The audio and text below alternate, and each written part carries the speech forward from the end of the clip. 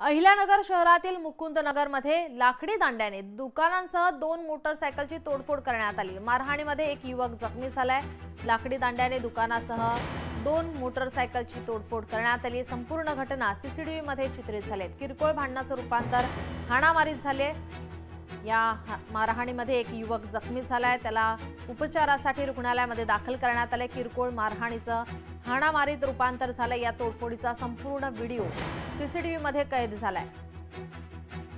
पोलिसांकडून आता याचा तपास सुरू आहे। या मारहाणीमध्ये एक युवक जखमी झालाय, त्याच्यावर रुग्णालयामध्ये उपचार सुरू आहे। किरकोळ भांडणाचं रूपांतर हाणामारीमध्ये झालेलं आहे।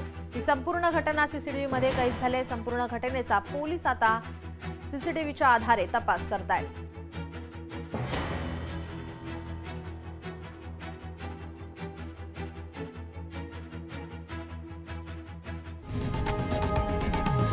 लोकशाही मराठी ऐका, पहा, जागरूक रहा।